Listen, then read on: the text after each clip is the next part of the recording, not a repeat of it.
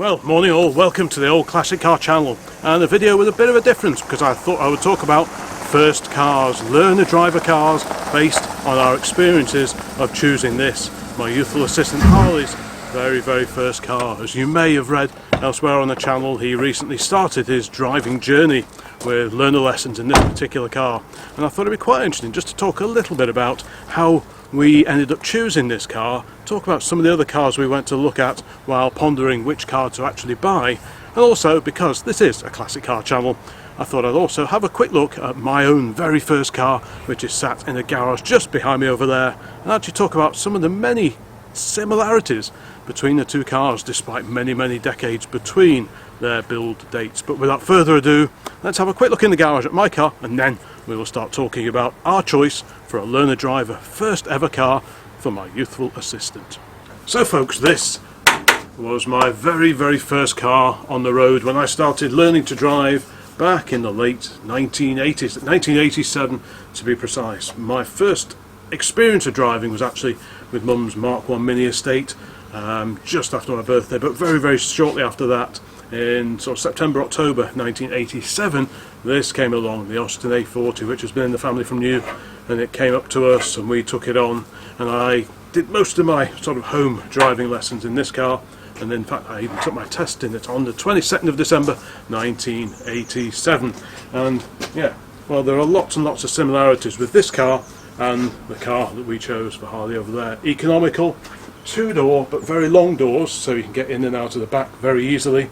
Economical, cheap to buy parts for, and yeah, just a bit of fun to drive. And even though we're going back quite a few years now, there weren't too many A40s around on the road, and it was still quite a bit of an unusual sight, and it was about 27 years old at that particular age. But anyway, we are talking in this video mainly about how we came to choose Harley's first car, what would be a good choice as a first car for a new driver, a learner driver like him, age 17, and that is what we're going to look at now, over there.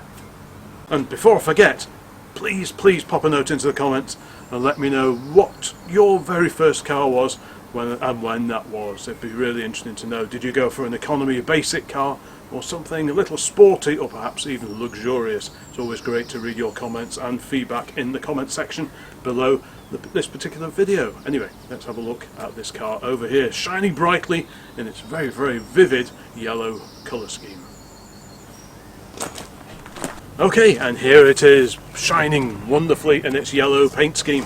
A Volkswagen Fox, VW Fox 1.2 litre 3-cylinder car from 2010, so 15 years old.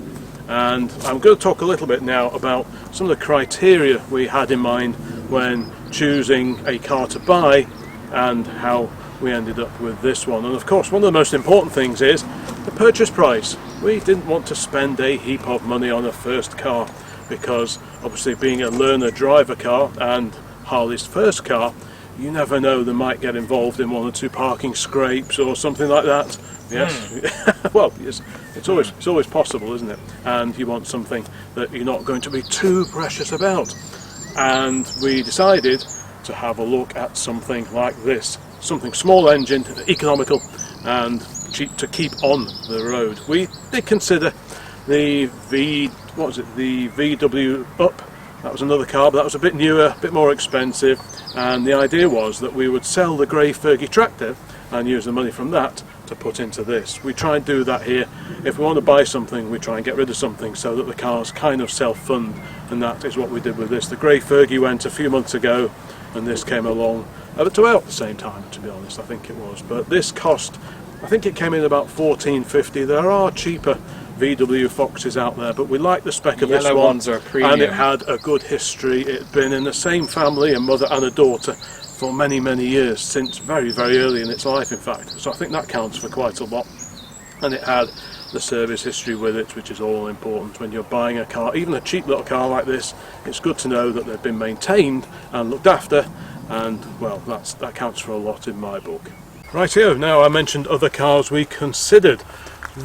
One of the most popular choices for learner driver cars are the Toyota Aygo, which, like the VW Polo here, or even the VW Fox, is a 3-cylinder, very small sized engined car, This is actually slightly larger at 1.2. How big's the Igo? 1 litre. Is it 998? 998 cc. It's a bit like an old Mini, in fact. And they are very, very popular first cars. So you've got the Toyota Igo, and basically the same car but with a different front end style. You've got the Citroen C1 and the Peugeot 107. In fact, they're all three are built in the same factory. And due to our budget, around £1,500, we were looking at cars sort of late 2000s, 08, 09, 10, 11, that kind of era. And I had quite a good read around just to see what the ownership experience was like with those cars. And on paper, they are a very, very good choice. The problem with some of those older Igos, as we found when we went to go and have a look at on what on paper looked like a really good example, is they can go bit rusty underneath. They can go towards the back end of the sills and just inboard of the sills at the back, and you can be faced with quite a welding job on a car from the late 2000s. And to be honest, with so many old clunkers already around the place, the last thing I wanted to buy is another project car that needed welding up. We went to go and have a look at a car down Shrewsbury way. Apologies for the tractor just driving by, but yeah, we went down to Shrewsbury to look at a car which was about 08, 09, something like that, and I had a lean under the front, and the front cross member was already getting quite spongy. I'm pretty sure I would have got my thumb through it, and it had a very, very short MOT on it, and I think that is probably why. So I decided to do a bit of online research and just find out what other cheap cars which make good first cars are available in a similar sort of bracket, price bracket, insurance bracket, which I'll come on to in a moment. And in the list was this, the VW Fox.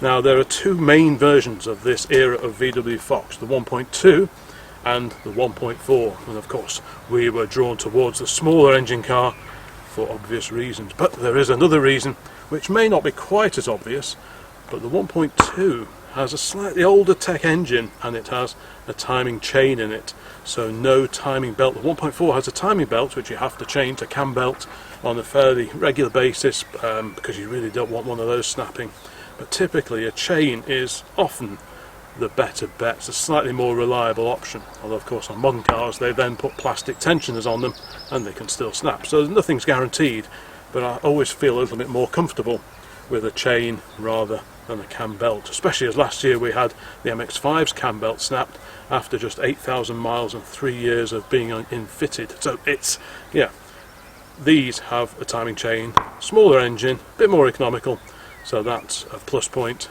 for us anyway in the consideration when we were looking to buy our first car. And the reputation of VWs from sort of the 2000s, early 2010s, that kind of era, is pretty good.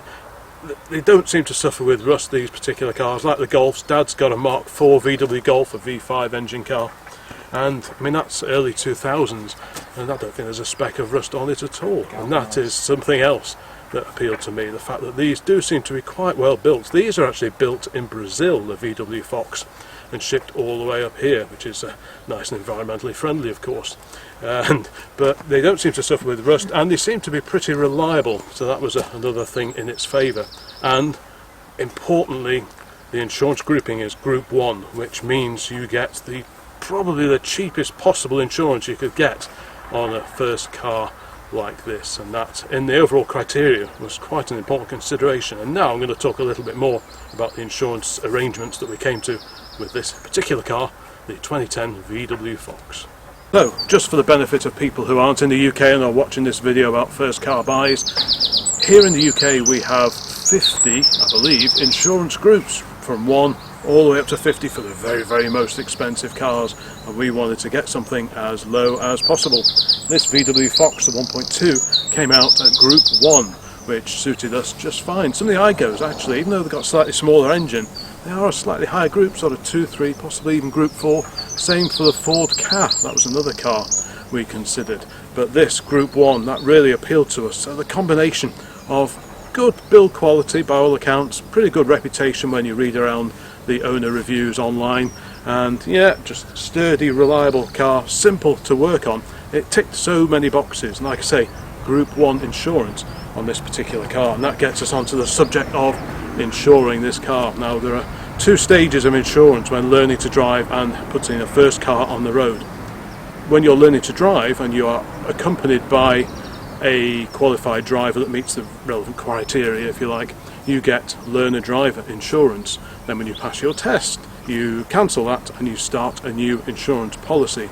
Now when you start driving yourself on your own, that insurance is typically quite high, because obviously you're quite a high risk in the view of insurance brokers and such like.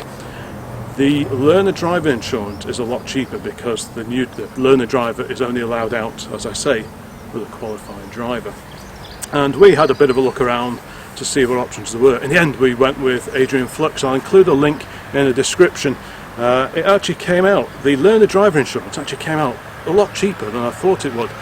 We insured Harley, who obviously 17, he just turned 17, so we insured him as a learner driver and me as an additional driver on the same insurance policy. And it worked out about the equivalent of 57 or 58 pence per day, around £208 for the year, something like that, which I didn't actually think was bad at all. So that's certainly an option to consider if you're putting a car on the road in the same sort of situation that we are. I was quite surprised by that, and I hadn't actually realised, but when I was talking to Dad the other day, he insures his MGB GT and has indeed insured his old cars for quite a while with Adrian Flux. And on Harley's birthday, Grandad actually surprised Harley with an extra special gift, and we'll just have a quick talk about that before getting back on to the first car criteria and this little VW Fox. So on a temporary basis at the very least, Harley has in fact two cars to learn on, at least for a month or so. The Fox there, and like I say, unbeknownst to us, Dad actually set up a 1 month policy on his classic MGB GT from the early 1970s, a learner driver policy on this, which I didn't even think you could do, to be honest, so I never actually looked into it because I just didn't think that was an option, full stop. But it turns out it was, so Harley's got the use of this. It's Grandad's MGB GT, so we will be taking that on a few outings as well, and no doubt there will be videos on Harley's channel. So that's quite an interesting option. I mean, obviously if you're learning to drive, you do need a more modern car because you may take driving lessons with a professional driving instructor. They will use a modern car, so you need to be familiar with how a modern car drives and feels. But if you're into classic cars, there are options available to also run one of these, on an occasional basis probably, as a learner driver car as well, just to get you used to how a classic car, a car designed way back in the early 1960s, is to drive. So while something like this wouldn't be an ideal only choice to learn to drive on, as much as I love older cars, and I learnt on the A40, but I was able to take my test in the A40 as well, so that sort of that proved not to be a problem. But yeah, for sort of high days and holidays you could actually put one of these on the road as well, but for main driving, main learning to drive purposes, this is the better option. And but the mix of the two, well, that's just perfect, and I know he was particularly chuffed about that, so big props, big thanks to Grandad for sorting that out, and he's got a month's worth of insurance on this and he will be making the most of that. But anyway, back to the VW Fox. Okay, and what else do we like about the VW Fox? I'm now joined by my youthful assistant, and he will talk a little bit about some of the benefits of owning this particular car and why we liked it so much for a first car choice. Over to you, young man. Okay, benefits of the mighty Volkswagen Fox. This car was originally designed for the 1.4 litre 4-cylinder engine which Dad has talked about with the cam belt. But this one is fitted with the 1.2, which means it's cheaper to insure, it's less powerful, it's about 55 brake horsepower. And then 1 cylinder fewer means there's actually so much more space in the engine bay. I recently did a spark plug change, dead easy to do. Yes, check out the Car Traction channel for that video. There's oil filters perfectly accessible, alternators perfectly accessible. Everything's just really nice to work on it, to be honest. Yeah, this is quite a high mileage car. It's had a roughly 123,000 miles, plus 124 now I think. I'm going to be putting a lot of miles on this, but these are very reliable engines. I've seen some of these for sale with 170, 180,000 miles, and they're still running well. And they're actually a really good little engine. It's perfectly fast enough, even with my silly hot air intake, as opposed to probably the original more cold, more efficient, but that's just louder and I like it. But yeah, honestly, it's perfectly powerful enough for everything you'd need. I'll probably do an oil change on this fairly soon. Oil filter's really, really easy to get at. It's literally right there, and it's just a great engine to work on, and you can pretty much get at everything, and it's simple. Because apart from obviously learning to drive and learning the rules of the road with this new to him car, he's also got to learn how to look after cars, how to work on cars. And if you pick something nice and simple where you can get at everything, which doesn't always apply to much more recent cars, it has to be said, then that's a good thing as well, surely. Now, on the subject of working and maintaining cars, which, like I say, is part of the overall journey to getting on the road, I thought I'd look up some of the prices, hence my little list in my hand here, just as examples of the kind of prices you pay for aftermarket parts to fit this particular car. Front brake pads, how much do you think a set of pads can be bought for? Bearing in mind this is a sort of modernish car, £15 for a set, both sides of brake pads. Yeah, pretty That's cheap. not bad at all. Oil filter, what do you think that'll come in at? £5. £5 for an oil filter. 2 front brake discs. So you're doing a brake job, you've spent 15 quid on a pair or set of pads for the front end. How much do you think 2 front brake discs cost? £22. No VAT, and sometimes that even includes postage, which is pretty crazy. Now obviously VW prices would be a chunk more, I'm sure, but to be honest, a lot of aftermarket stuff is just as good quality as the original. Not everything obviously, but if you sort of shop around and read the reviews and things, you can find some pretty good aftermarket stuff. And on a car that's 15 years old, you're not worrying about dealer warranties anymore, dealer service history, anything like that. Can I also just say, the 1.2 litre the 1.2 litre engine is shared with several other VWs from the time, including the Polo, the main one. Yeah. So the parts are interchangeable between the cars. This car has an Audi TT brake light switch. So anything, you know, VAG group, Volkswagen, Audi group, will pretty much fit it. It's just you need to do a light bit of research. Well, we had a bit of a flap There's just my before, intervention. just a few days before his 17th birthday. The brake light switch packed up on it, and that was a bit disappointing. I ordered it. Now, this is an example of a repro part that's not good. I ordered a reproduction brake light switch, and that came in a couple of days. It didn't really fit properly, and it didn't work. The brake lights weren't working at all, and when I put the repro switch on, they were stuck on all the time. So I ended up scurrying around, and I actually went over. I found a place called TT Spares near Crewe, and big thanks to them. They had a look on their shelf, and they found a brake stoplight switch off an Audi TT. And because it's all part of sort of Volkswagen Audi group, it actually fitted, despite having a different part number. Physically it was exactly the same size, and it went on, and that got us out of trouble. There's a lot of interchangeability, as Harley sort of touched upon, across the VAG group. And when I looked for a new stoplight switch on eBay, the compatibility guide went on for probably 100 odd pages. Audis, VWs, I think Skodas as well, again part of the same group. So that's another consideration with this one, the cheapness and the availability of the spare parts, and that's quite an important consideration. If you buy something really weird, can you actually buy the parts for it? And the other example of cheap parts, which I've scribbled down on my handy list here, rear brake shoes. So it's disc brakes at the front, drum brakes at the back, rear set of shoes, 20 quid. So for well under £100 you can do a full brake job on one of these cars, and that's just great. And again, it's nice and simple to work on. 2010, the year of the car. So it's that kind of era, it's that sort of golden era where cars had enough technology on them to work properly and be typically pretty reliable, but before all the other stuff came along, all this lane assist and endless cameras and everything, and you open the bonnet and you don't recognise anything. At this age of car, you can still kind of understand what's going on under them, because it's a simple basic car. As Harley said, you can actually access everything that you need to. So again, that's a real big bonus, because like I say, it's not just learning to drive a car, it's learning how to look after a car, and that was equally important in our view. Okay folks, so that's just how we came to buy this VW Fox. Some of the criteria we used when picking Harley's first car. And well, it's a beautiful day, and it wouldn't be an OCC video without a bit of driving footage. A couple of people have asked to see Harley behind the wheel, and for obvious reasons we're not going to go into too much detail during the process of him learning to drive and taking various tests, the theory test and the practical test. because there's enough, I think there's enough pressure on him already without having that extra spotlight shone upon his progress as the year progresses. But we will update you as and when certain milestones are reached. But yeah, I think it's probably time to go out for a spin in both of these cars, the Fox, because, well, why wouldn't you? Because it's a great little car to bomb around in. I love driving them, both of them. You love driving them both, don't you? But very different cars, of course. And of course, the MGB, like I say, it's insured for a month from his birthday, which was last week. So we're going to maximise the opportunities to take this out and get Harley some classic car driving experience, as well as experience behind the wheel of something a little bit more modern. So let's crack on. Shut up the garage. I'll shut up, and we'll head out in both cars. And yeah, he can just cover a few more miles. He's done.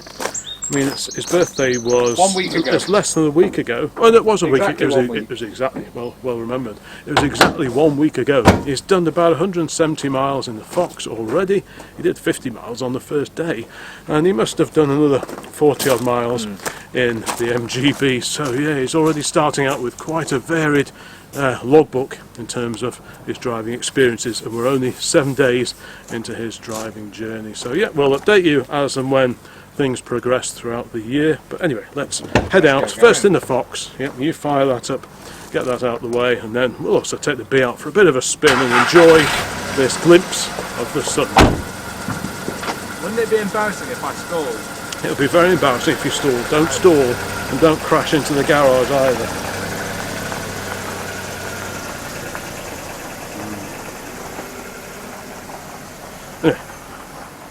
Thank you very much for watching.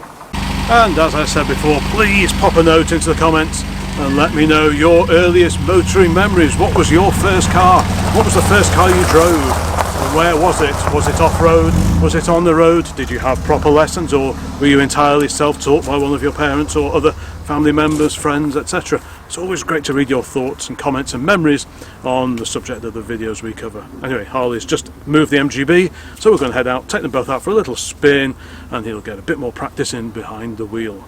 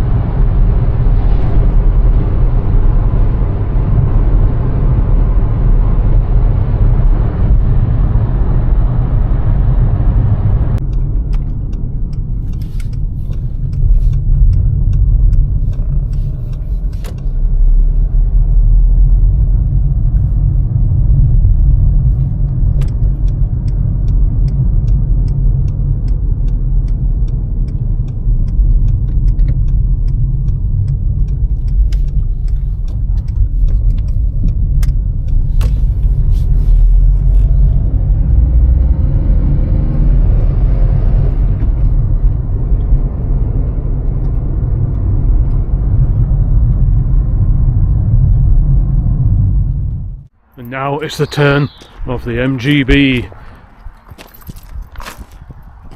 No clip remote unlocking on these. I think it's the other way. I think it's that one. That's it. Yeah, that's the one. That's the one. There's three almost identical keys. Yes. Never mind, I think you just taught me how to lock it. Did they? Yeah. Yeah, that one, isn't it? Yeah, fair enough. Stop sabotaging me. Now it's actually going to be harder to drive this now that I've literally just driven the Fox 2 minutes ago. Yeah. Because you have to adjust a lot, obviously. Yeah, yeah. I mean, this is. I'll do my best. Yeah, yeah, yeah. Because I have been okay driving this, it's a but very I've never driven different, it straight after the Fox. Yeah, it's a very different kettle of fish compared to a modernish car. 5-speed box in the Fox, 4 in this. Manual choke as well. So it'd be very alien to most new motorists. So just let it warm up a little bit. Yeah, manual choke, 4-speed box, manual.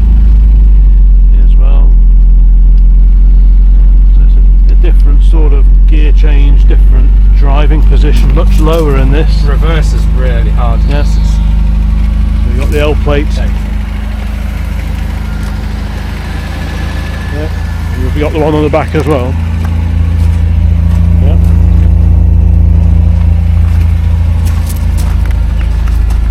Yeah. Get in then.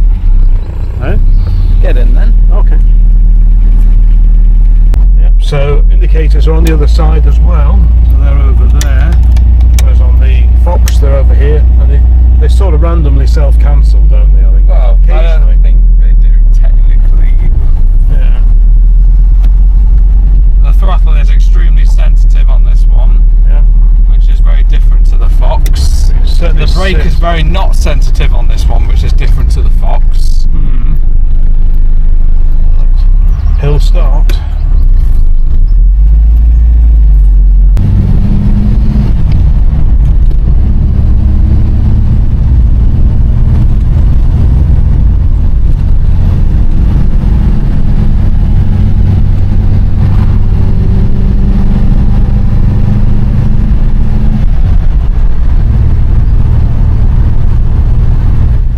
Well, there we go folks, back home safe and sound in the trusty MGB. What a great first classic car experience out on the open road. So, Off now. yeah, was off.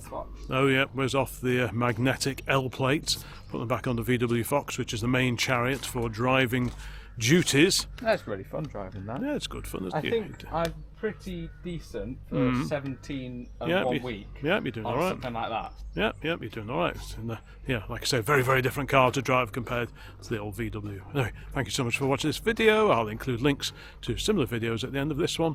Like I say, let me know in the comments what you spent your early motoring years behind the wheel of. So, thanks very much for watching. Bye for now.